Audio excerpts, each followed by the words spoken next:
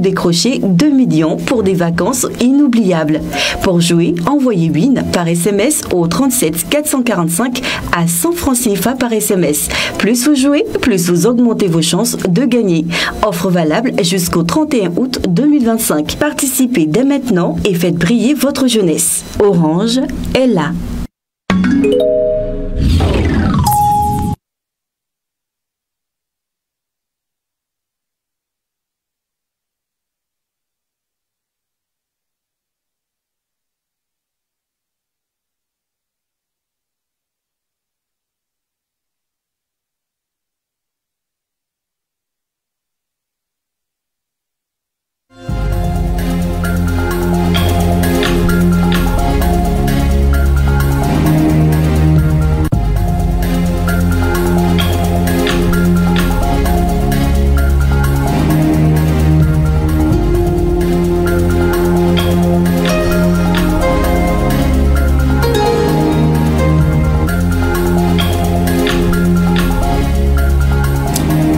Les ministres en charge de l'action humanitaire de la Confédération AES de certains pays chez le président de la transition. Ils sont à Koulouba pour lui faire part des grandes actions de la rencontre de Bamako. Rencontre qui va aboutir à la coordination, à l'harmonisation de l'assistanat aux personnes vulnérables de l'espace confédérable avec des mécanismes de financement basés sur la souveraineté du Mali, du Burkina Faso et du Niger.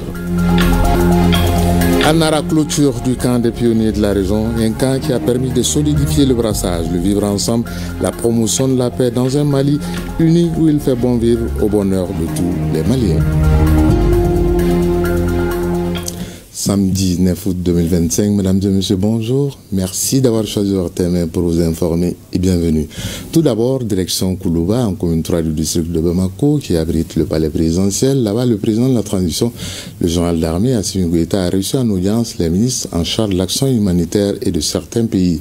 C'est en marge du forum humanitaire sous-régional que notre pays abrite. La deuxième audience a été accordée à la ministre nigérienne de l'énergie. La synthèse de ces deux audiences avec Al-Husseini Touré. Le Forum humanitaire est une initiative des États de la sous-région pour faire face aux conséquences désastreuses de la crise sécuritaire qui sévit dans nos pays et qui a provoqué des déplacements de population. Les ministres en charge de l'action humanitaire du Niger, du Burkina, du Mali, de la Mauritanie, du Tchad et du Togo ont cru bon de rendre compte au chef de l'État des fruits de leurs réflexions. Selon la ministre togolaise en charge de l'action humanitaire, une synergie d'action est nécessaire entre les États de la sous-région dans une approche combinée des ressources et des stratégies. Est-ce qu'il ne serait pas mieux d'identifier des solutions innovantes, endogènes, propres à nous, pour pouvoir réduire la dépendance vis-à-vis de l'extérieur, aussi bien sur le plan technique que sur le plan financier, et réduire tant soit peu les charges. Nous n'avons pas assez de ressources, mais nous en avons. Il faudrait que leur utilisation se fasse à bon escient et que pour ce qui concerne la prise en charge des personnes en déplacement forcé, que des actions idoines, probantes, soient menées, que des actions se fassent non seulement, non plus au niveau étatique, mais au niveau de la Confédération et au niveau de la sous-région. L'intégration régionale est également au centre de la mission de la ministre nigérienne de l'énergie. Porteuse de messages du chef de l'État nigérien à son homologue du Mali, elle a évoqué avec le chef de l'État l'initiative d'un projet énergétique basé sur le charbon. Un projet qui, mis en œuvre, répondra efficacement aux besoins énergétiques des pays de l'AES. Le Niger est un pays riche en ressources énergétiques et a fait le choix stratégique de valoriser ses ressources minières, en particulier le charbon. C'est dans ce cadre que s'inscrit le projet, projet structurant du complexe charbonnier de Salkadamna. C'est un projet ambitieux, intégrateur, d'une capacité de production électrique de 5200 MW modulaire. Donc nous sommes ici pour inviter la République sœur du Mali à se joindre à cette initiative. Le dynamisme collective. Au-delà d'un projet énergétique, c'est un engagement pour notre souveraineté, pour notre développement et pour la solidarité africaine. Son Excellence, le général Assimi Goïta, nous a assuré de son engagement ferme à s'associer à cette dynamique, à cette initiative pour relever le défi, à l'instar de Burkina Faso. Les pays de l'AES et leurs voisins ont plus que jamais besoin d'initiatives novatrices, aussi bien dans le cadre humanitaire que dans celui du développement. L'énergie n'est qu'un aspect des initiatives engagées par nos dirigeants.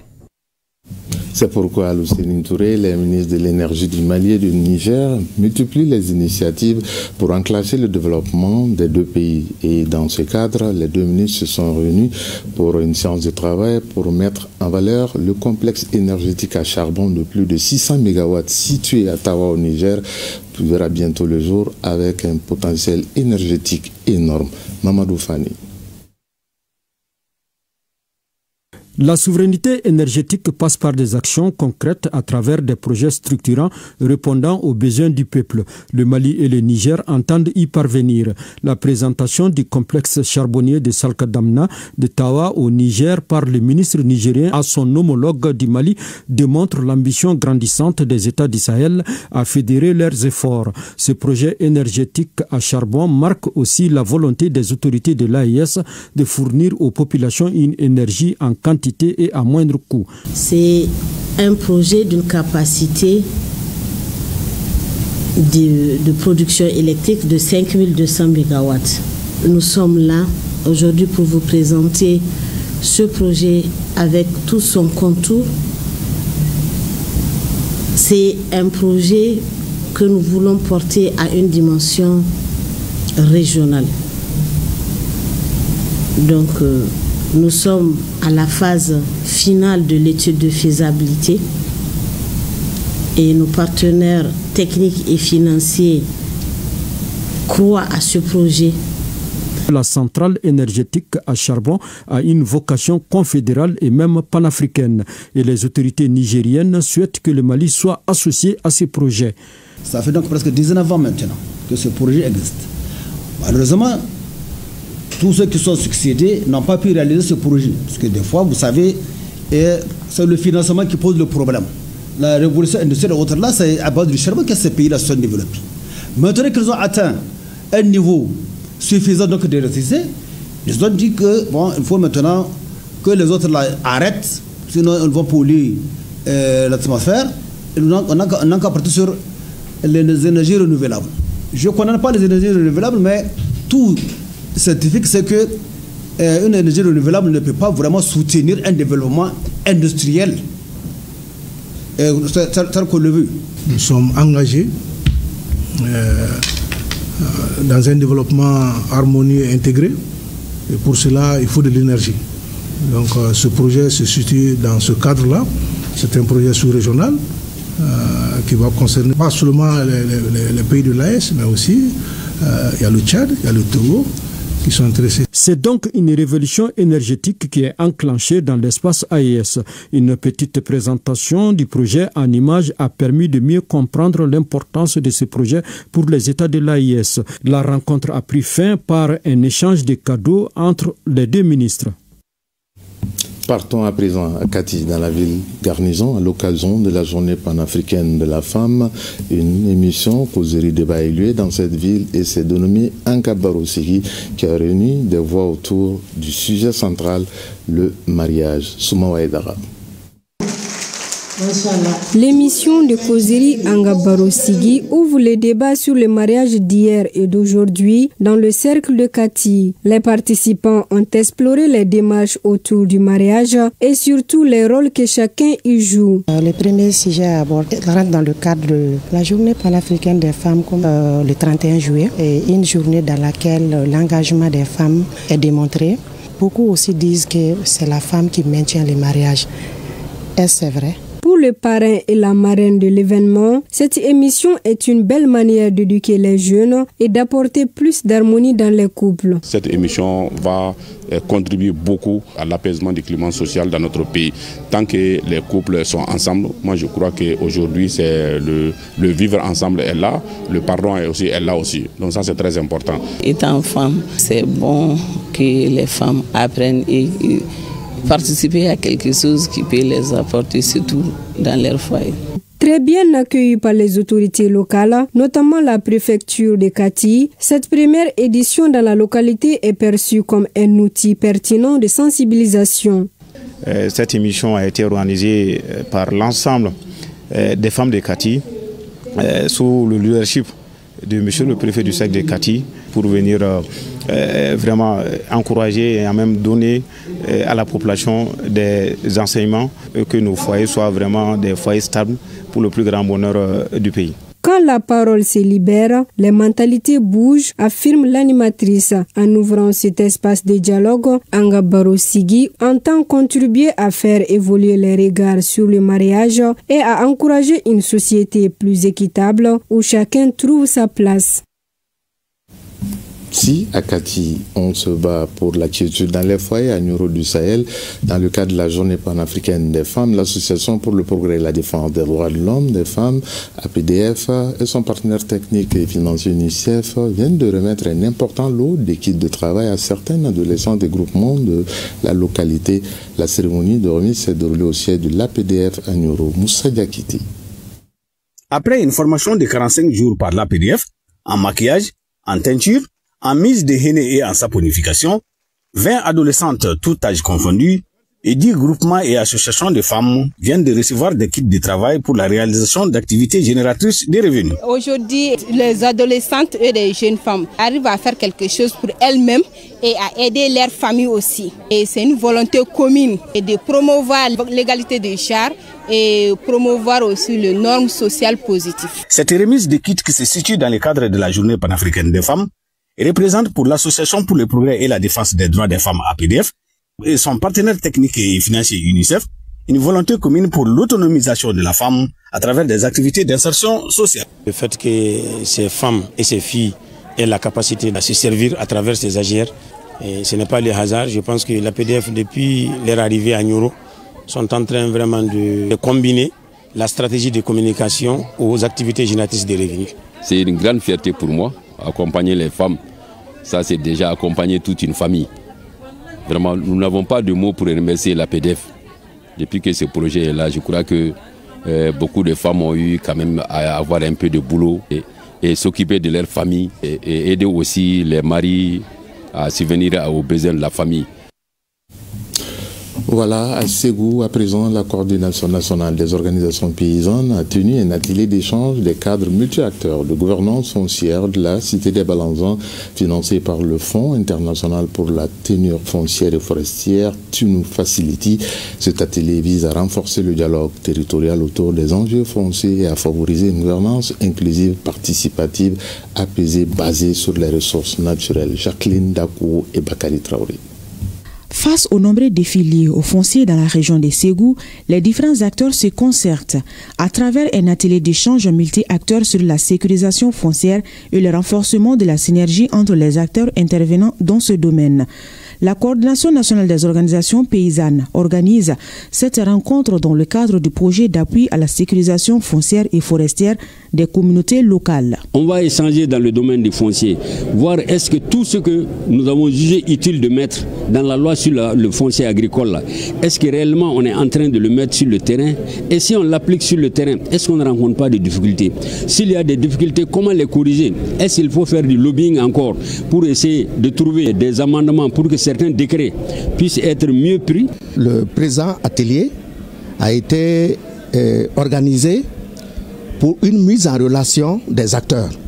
Parce qu'on a constaté qu'il y a beaucoup d'intervenants dans le foncier. Et ces intervenants, quelquefois, ne se connaissent pas, s'ignorent et ont souvent des démarches contradictoires. Au cours de cette rencontre, les acteurs sont invités à prendre à bras le corps le problème foncier en 4e région en vue d'améliorer la qualité de la gouvernance de ce secteur. Ségou région où le problème est devenu un fait de société qui préoccupe au plus haut niveau. Cet atelier servira alors, à n'en point douter, un lieu d'échange entre acteurs de terrain sur la base de présentation de leurs résultats et leurs approches. La Coordination nationale des organisations paysannes et son partenaire entendent capitaliser les recommandations issues de ces 2 jours d'échange. Cela pour continuer à accompagner les communautés rurales dans leur quête de droits fonciers. À Gao, ce jeudi a été tenu les travaux de la 2e session ordinaire du comité régional d'orientation, de coordination et de suivi des actions de développement CROCSAD. La rencontre organisée par l'ANICIT a réuni tous les acteurs impliqués dans la mise en œuvre des projets financés par le Fonds national d'appui aux collectivités territoriales. Arakiatou Touré. Cette rencontre vise essentiellement à faire évaluer et à valider les projets des collectivités territoriales bénéficiaires du Fonds national d'appui aux collectivités. L'État a abondé le FNAT. Le FNAT, c'est le Fonds national d'appui aux collectivités de Gao, pour d'un montant d'un peu plus d'1,5 milliard. Donc les collectivités ont soumis des projets au financement de l'ANICT. Donc l'ANICT, à son tour, doit soumettre ces projets-là au CROCSAD pour évaluation et validation. La rencontre a réuni tous les acteurs clés de mise en œuvre des projets de développement, notamment les représentants des services techniques, les collectivités, les préfets, ainsi que les représentants de la société civile. La présente session ordinaire du CROCSAD revêt donc un intérêt capital à plus d'un titre. D'abord, elle permet de s'imprégner de l'état de mise en œuvre des activités dans la région, d'en clarifier les principes et stratégies d'intervention, d'en exposer les contraintes, d'améliorer la visibilité des interventions. Ensuite, valider les actions pertinentes au développement local, suivre, assister et corriger si nécessaire. Je voudrais profiter pour faire un plaidoyer auprès des services financiers pour nous aider, c'est-à-dire accompagner l'ANICT dans la mobilisation et dans le décaissement des ressources qui sont mises à leur disposition au compte des collectivités. Et à l'endroit des collectivités aussi, après la validation de ces projets, nous les invitons à exécuter rapidement ces projets pour soulager la population. Les travaux de cette 2e session ordinaire du CROCSAD devront être sanctionnés par la formulation d'une batterie de recommandations. Pendant ce temps, en Nara, les rideaux sont tombés sur le mini-camp de l'Association des pionniers du Mali, Ligue régionale de Nara. Ce camp a servi de brassage, de promotion de la paix et du vivre ensemble pour un Mali uni où il fait bon vivre. Cette cérémonie de clôture a été marquée par plusieurs activités, dont des prestations artistiques et culturelles. C'est ce que nous dit Idrissa Keïta. Après une semaine de vibrations au rythme de l'engagement citoyen et de la discipline, prend fin le mini-camp de l'Association des pionniers du Mali, Ligue régionale de Nara, qui est appelé camp lieutenant-colonel Mamadou Konaté, commandant du 32e régiment d'infanterie motorisée de Nara. 40 nouveaux minimes qui ont été initiés aux valeurs du mouvement pionnier et le civisme, et 50 anciens pionniers ayant bénéficié d'une montée en grade, dont 25 au rang de cadets et cadettes, et 25 au rang de guide. Cette cérémonie de clôture a été marquée par l'intonation des hymnes nationaux du Mali et des 2 autres pays de l'AES, des prestations artistiques et culturelles.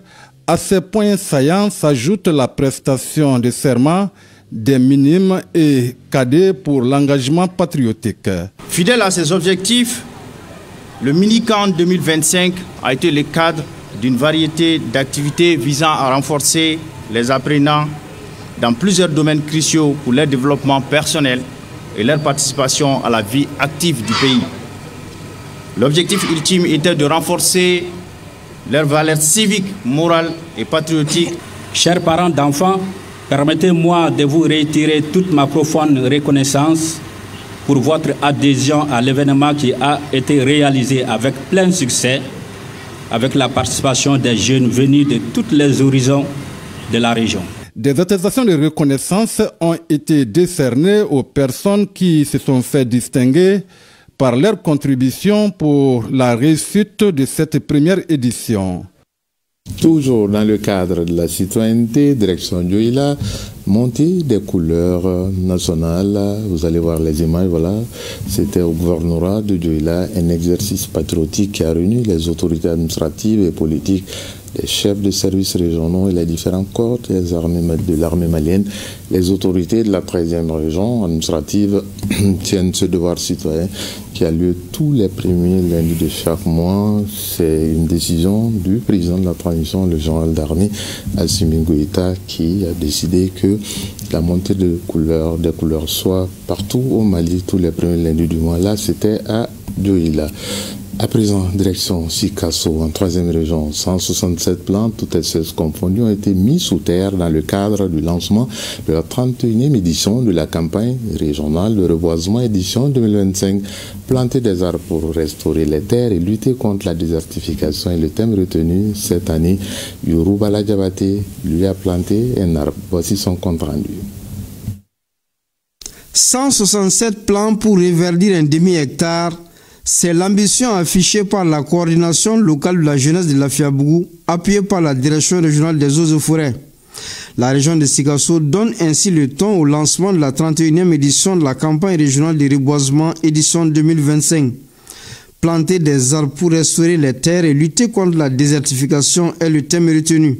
Pour la région de Sikasso, les objectifs de cette campagne sont entre autres la production de 4 millions de plants, le reboisement de 60 hectares de terre.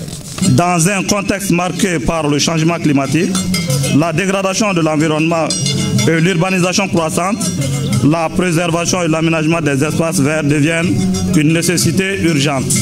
Les essences mises sous terre pour verdir la Fiabougou sont le Kaya sénégalensis ou Acajou sénégalais, le Terminalia Katapa ou Amandier tropical, le Denolix regia ou flamboyant et le Ficus ou figuier sycomore, des espèces qui symbolisent l'espoir d'un environnement restauré et durable. La problématique de l'environnement dans la région de Sikasso est caractérisée par une forte pression de l'homme sur les formations végétales et résiduelles. L'urbanisation, l'augmentation anarchique des superficies cultivées, les feux de brousse, l'exploitation abusive du bois, l'orpaillage, le surpâturage sont autant de causes majeures de cette dégradation de l'environnement. Ce geste s'inscrit dans la dynamique de lutte contre la désertification, la déforestation et les effets du changement climatique. La cérémonie a été ponctuée par la prestation musicale de l'artiste Driss Solution, suivi des chasseurs, rappelant le lien profond entre les communautés et la nature. La lutte contre pour protéger notre environnement, les sachets plastiques non biodégradables polluent l'environnement et constituent une menace directe pour tout le monde. C'est pourquoi le consortium Sigida Iriwa Kosi Mali a organisé des campagnes de sensibilisation dans 2 quartiers du district de Bamako, Irimadio et Banangabougou. Les détails, c'est avec Aminata Ouedraou. Les gens du marché nettoient leurs places et jettent les ordures dans les caniveaux, chose qui peut causer des inondations. Pour prévenir d'éventuels cas d'inondation, le consortium Sigida Iriwa engage une lutte contre les sachets plastiques non biodégradables à travers une campagne de sensibilisation dans les marchés et autogares de la capitale malienne. Et la semaine passée, nous étions à Irimadio. Aujourd'hui, nous sommes au marché de Banagabougou. Et nous allons continuer dans presque tous les marchés de Bamako, Inch'Allah, dans les lieux publics, les autogares, pour dire à la population que trop, c'est trop. C'est vrai, on est dans le cadre de l'assainissement en général. Mais la pollution plastique, elle est encore pire. Les achats sont faits à longueur de la journée avec les sachets plastiques. Donc vraiment, nous demandons vraiment s'il peut y avoir un moyen pour remplacer le sachet plastique là, vraiment ça nous fera énormément de plaisir. Du côté de Irimadio, la sensibilisation porte déjà ses fruits. Tous les plastiques que moi j'avais, à partir d'aujourd'hui, je vais les brûler même. Pour atteindre leur objectif, Kosi Mali prône le retour à nos valeurs endogènes à travers la remise de sacs réutilisables aux ménagères pour freiner les phénomènes. Avant, les boutiquiers mettaient nos produits dans les papiers ou encore des tasses. Après, ils les mettaient dans les seaux. Mais aujourd'hui, ils les mettent tous dans les sachets. À Irimadio comme à Banangabougou, les enfants et adolescents ont été au cœur de cette opération. Ils ont grandement contribué à la collecte des sachets plastiques dans tous les recoins des 2 marchés. Notre pays a enregistré 729 cas d'inondation au cours de l'hivernage 2024, selon le Centre de coordination et de gestion des crises et catastrophes, SECOGEC. Parmi les causes majeures de ce sinistre figurent les sachets plastiques. C'est de Didier Major que se referme ce journal, mais avant de nous séparer, un mot de sport, puisqu'il y a quelques minutes a eu lieu le tirage au sort des phases préliminaires des Coupes de la Confédération et de la Ligue des Champions d'Afrique. Eh bien, en Coupe de la Confédération, notre représentant en tour préliminaire, le Joliba AC, jouera contre Aba Warriors du Nigeria. En Ligue des Champions, le Stade malien Bamako est exempté de ce tour préliminaire, mais au second tour, jouera contre AS Tempête de la République centrafricaine. Les matchs allés pour la Coupe de la Confédération et la Ligue des Champions sont prévus les 19 et 21 septembre prochains et les retours 26, 27 et 28 septembre prochain. Gardez vos positions d'écoute. Dans un instant, Amadou Kodio et ses invités seront là pour l'émission Samedi Loisirs. Bel après-midi à toutes et à tous. Chacun de nous ne peut être une étoile, mais tâchons de briller pour éclairer là où nous sommes. Je vous retrouve demain, 13h, et toujours avec le même plaisir de vous servir. Au revoir.